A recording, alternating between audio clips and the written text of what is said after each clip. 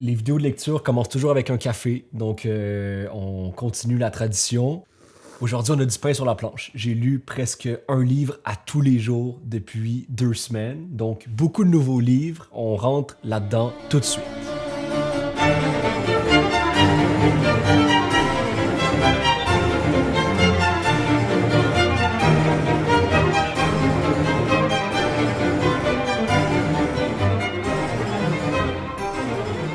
Andromaque de Racine. Une bonne tragédie grecque comme on les aime. Andromaque, c'est une pièce de théâtre qui a été adaptée de la mythologie grecque par Racine en 1667, donc à l'époque baroque, très classique en France. Pourquoi lire des pièces comme Andromaque encore aujourd'hui? Peut-être pour mieux comprendre la structure dramatique des histoires qui sont encore utilisées aujourd'hui, c'est-à-dire la structure en 5 actes ou en 3 actes. Ça, c'est la structure qu'on a appris à l'école avec la situation initiale, l'élément déclencheur, le conflit, les obstacles, le climax et le dénouement. Andromaque, c'est parfait, pour comprendre cette structure dramatique-là, mais aussi pour ces personnages qui sont victimes de leur passion, on peut le dire. Pour bien comprendre les personnages et l'histoire d'Andromaque, je pense que je vais vous faire un dessin. Bon, tout ce que j'avais comme feuille, c'est mon scénario d'amour, sexe et friendzone, la vidéo que j'ai sortie il y a 1 an et demi sur l'amour qui dure 50 minutes. On va utiliser ça. Premièrement, on a un premier personnage qui s'appelle Oreste. Oreste, c'est le fils du roi Agamemnon. Oreste aime Hermione, qui elle est la fille de Ménélas, qui est le roi de Sparte. Hermione, elle, n'aime pas Oreste, elle aime Pyrrhus, qui lui est le roi d'épée. Mais lui, Pyrrhus, n'aime pas Hermione, lui, il aime Andromaque, qui est sa captive parce qu'il vient de gagner la guerre de Troie. Andromaque, par contre, elle aime Hector, qui lui, malheureusement, est mort dans la guerre de Troie. Donc, Oreste aime Hermione, qui aime Pyrrhus, qui aime Andromaque, qui aime Hector, qui est mort. C'est l'histoire de Andromaque et on se doute bien que ça va pas super bien se terminer, cette aventure-là. Ah, et j'avais oublié de vous dire que Oreste et Hermione, ils sont cousins. Mais ça, c'est pas grave, Oreste veut quand même la marier. L'Avare de Molière. Ok, ce qui est drôle avec l'Avare, c'est que ça a été écrit 1 an seulement après Andromaque, en 1668, donc c'est exactement la même époque du théâtre classique en France. Ce qui est drôle aussi, c'est la relation entre Molière et Racine. Il faut savoir qu'au moment où Racine essayait de se faire connaître avec ses premières pièces de théâtre, une personne qui lui a tendu la main, qui lui a donné ses premières chances, ça a été Molière. Molière l'a invité à jouer ses premières pièces dans son propre théâtre. Et après le succès de la deuxième pièce de Racine, Racine s'est fait offert de jouer cette même pièce dans un autre théâtre compétitif à Molière. Il a accepté de rejoindre cet autre théâtre et a donc trahi Molière d'une certaine manière. Et après ça, il y a eu des conflits, des rivalités entre Molière et Racine pour une bonne partie de leur vie. Ça, c'est assez intéressant à savoir. J'ai beaucoup aimé l'Avare de Molière. Je trouve que c'est très drôle. Je trouve le personnage de Harpagon est extrêmement drôle. Molière sait comment parodier avec beaucoup d'intelligence les personnages type ou les personnages clés de son époque et ça se lit vraiment très bien, ça respecte la structure aussi dramatique en 5 actes et pour les monologues d'Harpagon qui sont hilarants, il faut lire cette pièce. Je vous conseille aussi d'écouter les monologues de Louis de Funès en film qu'il y a eu sur cette pièce de théâtre, c'est très très drôle. Au voleur, à l'assassin, au meurtrier, justice, juste au ciel. Je suis perdu, je suis assassiné. On m'a coupé la gorge, on m'a dérobé mon argent. Qui peut s'être? Qu'est-il devenu? Antigone de Sophocle. Une autre tragédie grecque avec un immense plaisir. Cette fois-ci, j'ai lu la version de Sophocle, donc la version de l'Antiquité écrite en moins 447. Et étrangement, ça a été plus facile à lire, plus accessible pour moi que par exemple Andromaque, ce qui est quand même surprenant parce que ça a été écrit vraiment 2000 ans avant Andromaque. C'est une des tragédies grecques les plus connues, les plus étudiées et avec raison. C'est excellent cette pièce. Je pense que pour bien l'expliquer, il faut encore faire un dessin. Premièrement, on a Antigone, cette jeune fille. Antigone a 2 frères et une sœur. Alors, on va faire sa sœur ici. Ismène, la sœur d'Antigone, Polynice et Éthéocle. Les 4 ensemble, ils sont frères et sœurs. Le père de ces 4 lurons, c'est Oedipe. Ça, c'est une autre histoire. C'est l'histoire de Oedipe, mais en fait, Jocaste, c'est la mère de Oedipe et aussi sa femme. Et donc, théoriquement, ces 4-là, ils ont une mère qui est Jocaste, qui est aussi leur grand-mère. Bon, c'est des trucs un peu très étranges de la mythologie. Ah oui, juste à côté de ça, il y a un roi ici, le roi Créon qui est aussi le roi de Thèbes ou Thébès, je suis pas certain. Donc, voici l'histoire d'Antigone. Après la mort de Oedipe, Polynice et Éthéocle se combattent mutuellement pour avoir le trône de Thèbes. Éthéocle va gagner le trône, il va donc être le nouveau roi de Thèbes et Polynice va être chassé de la ville par son propre frère. Polynice n'abandonne pas, il va revenir dans la ville avec une armée et il va combattre son frère. Les deux se combattent, il va y avoir un combat très brutal, les deux vont mourir.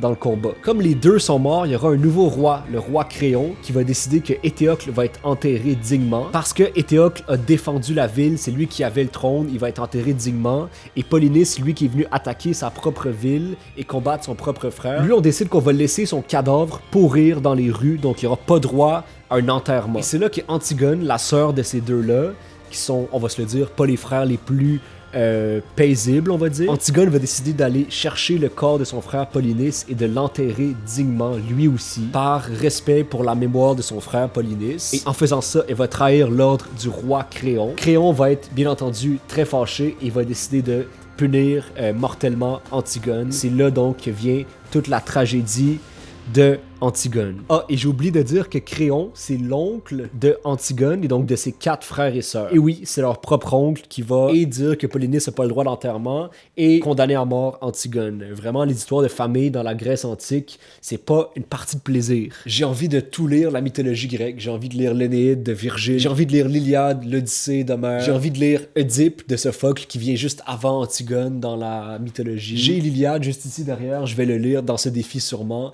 Et j'ai commandé Oedipe. Je trouve ça ultra intéressant d'étudier ça aujourd'hui et de se rendre compte des liens qu'on fait dans les histoires modernes comme Harry Potter, Star Wars, Hunger Games, etc. Il y a énormément d'inspiration et de références, ne serait-ce que dans la structure ou dans les personnages, à la mythologie grecque et aux légendes de ces héros grecs qu'on a créés il y a si longtemps. Donc c'est vraiment intéressant pour ça. Voilà. Lettre à un ami allemand de Albert Camus. Oui, encore un autre livre de Camus dans ce défi.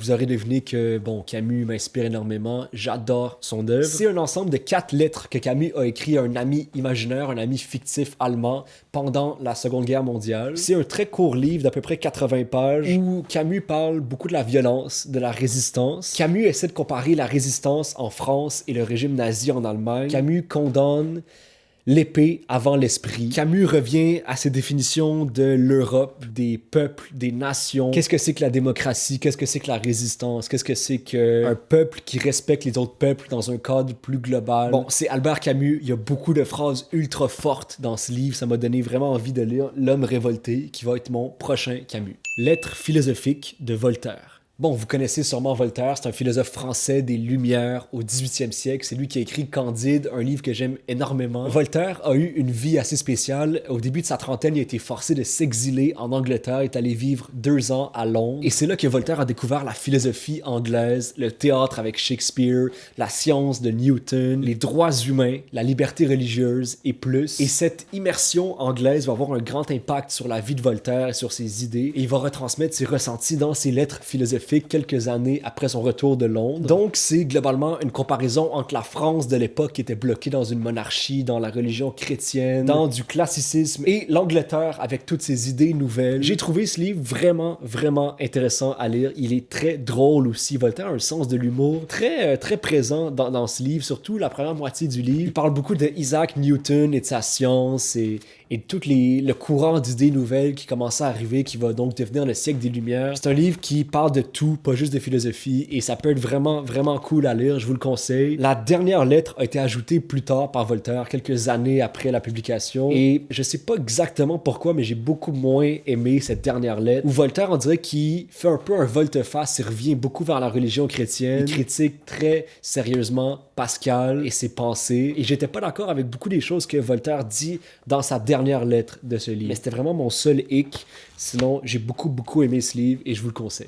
Dans le café de la jeunesse perdue de Patrick Modiano. J'avais lu Rue des boutiques obscures en février dernier de Modiano, j'avais bien aimé. Et j'ai trouvé que ces 2 livres étaient très similaires dans leur thème, c'est-à-dire le thème de la mémoire, de l'oubli, des souvenirs qui s'effritent. C'est un thème qui semble être très, très cher pour Modiano. Et il exploite ce thème-là, il raconte ces histoires-là vraiment bien. Dans ce livre-là, il y a plusieurs narrateurs qui ont vécu un moment précis en France, dans un quartier précis, et qui vont donc se souvenir tous dans leur coin de leur passé qui était commun dans ce café notamment de la jeunesse perdue. C'est un beau livre. Il y a des références à Guy Debord dans ce livre qui a écrit La Société du spectacle que j'ai lu aussi en février. Il y a des références à Marcel Proust aussi que j'ai envie de lire mais plus tard cette année aussi. C'était pas dans les meilleurs livres que j'ai lus dans ce défi mais c'était quand même vraiment une bonne lecture et je vais lire d'autres livres de Modiano, notamment Dora Bruder que j'ai ici que je vais lire plus tard aussi. Jeudi 23 avril. J'ai le soleil dans les yeux aussi. Ça, c'est des choses qui arrivent.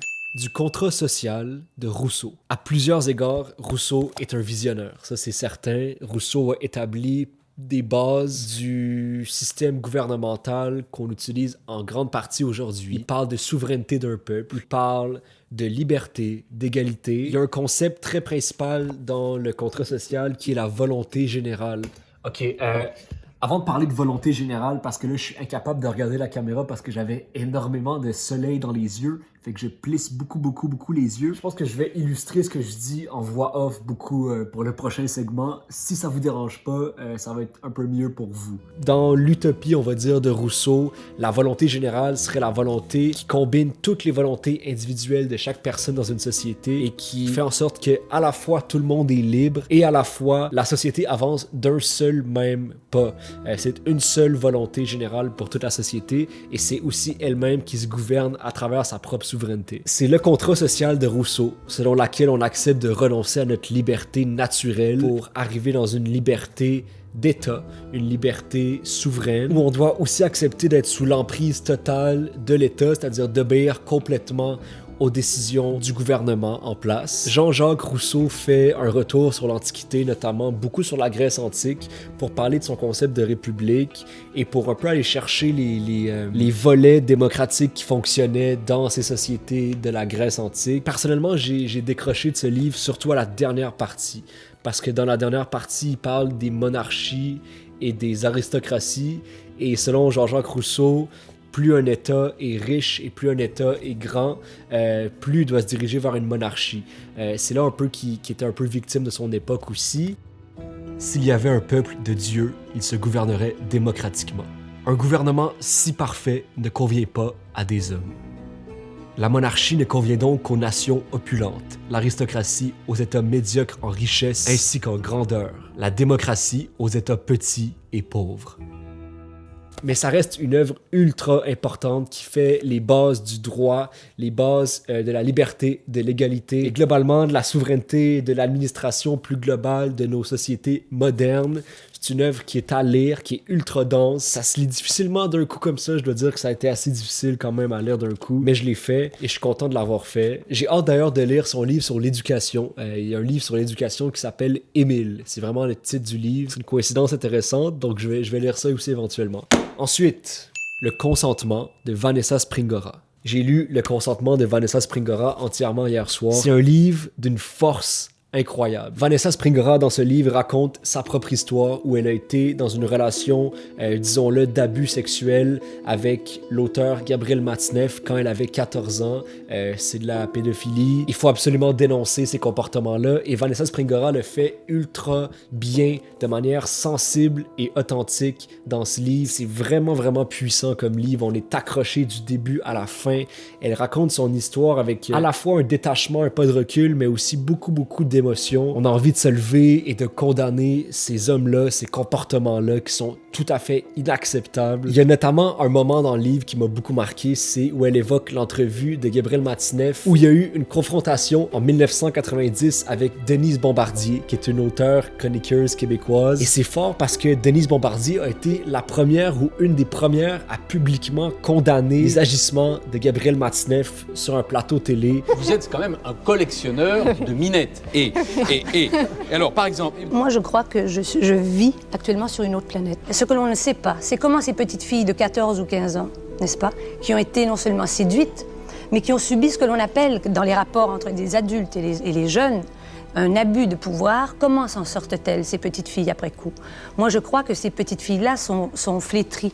Et la plupart d'entre elles flétries peut-être pour le restant de leur jour. C'est un livre que je recommande très fortement. Il faut lire ce livre, surtout aujourd'hui. Il faut condamner ces agissements-là, absolument. D'ailleurs, c'est un bon complément au livre Lolita de Vladimir Nabokov que j'ai lu plus tôt dans le défi. Vanessa Springora parle de Lolita en disant que c'est un livre qui l'a beaucoup marqué et qu'elle apprécie beaucoup parce que c'est un livre pour elle qui condamne la pédophilie. Elle, en tout cas, défend Lolita. Et ça, c'est vraiment intéressant de voir ça parce que c'est vrai que ces deux livres se ressemblent beaucoup. Ça, c'est le complément réel de Lolita, en fait. Et je recommande de lire les deux livres pour avoir un genre de portrait global de ces abus-là qu'il faut être capable de dénoncer. Dora Bruder de Patrick Modiano.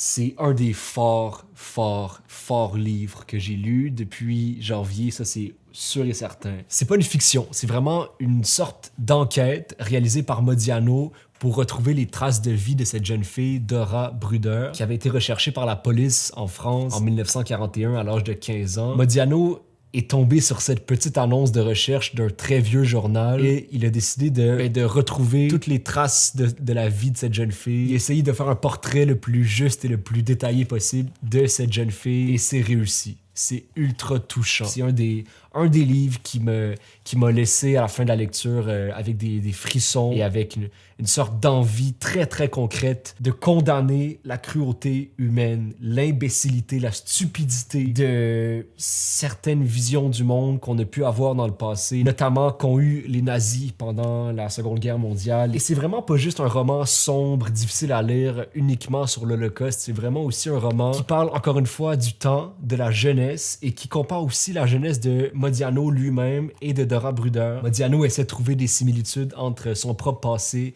et le passé de cette jeune fille. C'est de très loin le meilleur livre de Modiano que j'ai lu. C'est un excellent livre que je recommande vraiment beaucoup. Après avoir lu ce livre, on a envie de tout documenter sa vie pour ne rien perdre, pour ne rien oublier. Et c'est ça qui est très beau avec ce livre. Ok, dernière partie de cette vidéo. On va y arriver. C'est beaucoup de livres en une vidéo, mais c'est ça qui est ça. La gloire de mon père, de Marcel Pagnol. Honnêtement, j'ai beaucoup aimé. J'ai beaucoup aimé La gloire de mon père. Je trouve que c'est un livre très sympathique qui nous ramène vraiment bien en enfance. Marcel Pagnol a été connu avec ses films, avec ses pièces de théâtre qui ont eu beaucoup de succès. Et là, il nous amène vraiment dans un univers littéraire très complet et très précis à la campagne, dans une maison de campagne, avec de la chasse, des animaux, des perdrix, son père et son oncle qui ont une petite rivalité, on va dire. C'est une belle petite histoire, très simple, qui se lit bien l'été. Pour moi, c'est un bon petit livre d'été que je recommande. Sur le bord de la plage ou dans une forêt ou dans une maison de campagne.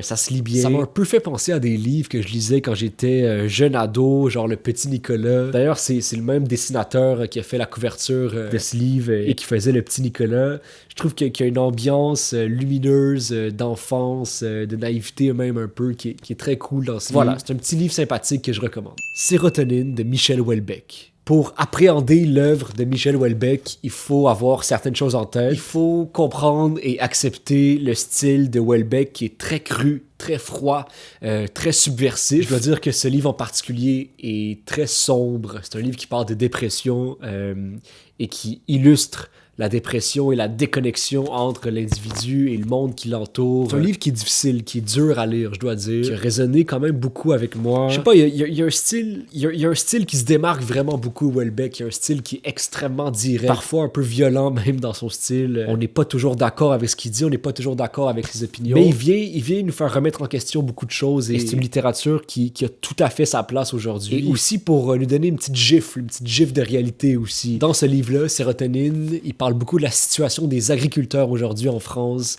qui sont face à la mondialisation et face aux multinationales qui arrivent en France et partout dans le monde en fait et qui s'emparent des terres, qui s'emparent de la production et qui ont un peu le monopole du marché comme la viande, les produits laitiers, les fruits, les légumes, tout ça. Et c'est juste terrible pour ces agriculteurs qui font face à une immense crise et qui sont dans une pauvreté accablante et qui travaillent jour et nuit presque et qui en même temps de travailler s'appauvrissent et c'est un des gros enjeux, un des gros propos de ce livre. Je le recommande pas à des gens qui ont des idées noires, des pensées noires parce que c'est très sombre et froid. C'est un livre qui a eu une résonance avec moi et que je recommande quand même pour appréhender d'une certaine manière le monde d'aujourd'hui avec toutes ses failles. Voilà.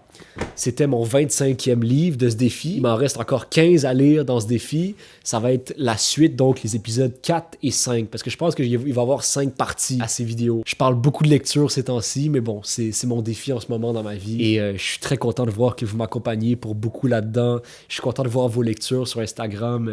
Ça fait hyper plaisir. Avant de terminer cette vidéo, je vous laisse avec un petit texte que j'ai écrit sur la lecture, sur mes impressions en ce moment, que j'ai en lisant beaucoup de livres. J'ai écrit un petit texte. Voilà, je vous laisse avec ça et on se retrouve très bientôt. Salut, bonne journée, bonne semaine à tous. J'aurais beau lire tous les livres en français, faudrait recommencer dans toutes les langues et puis à l'envers.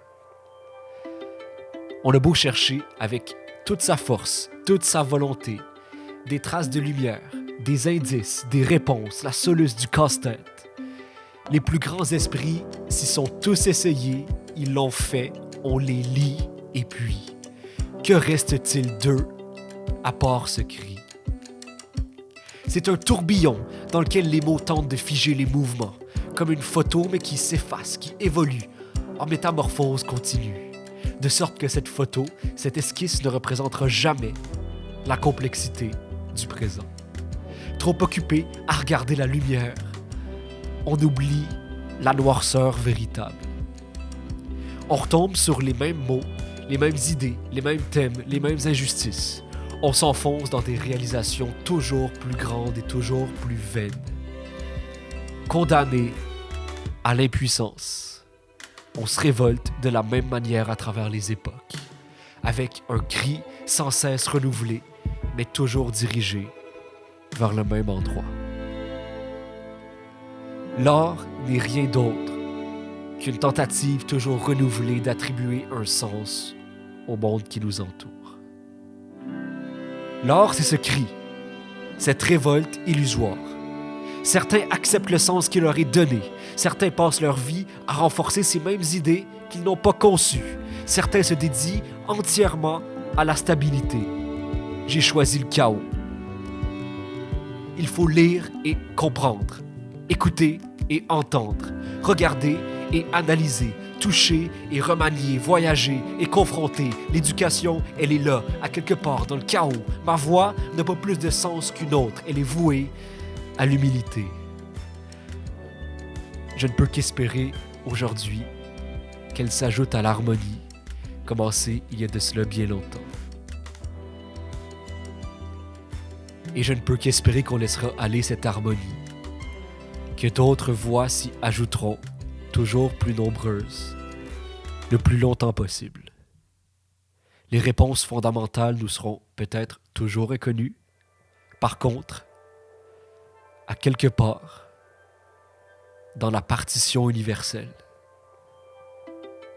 à force de crier, on sera là, bien visible et immortel.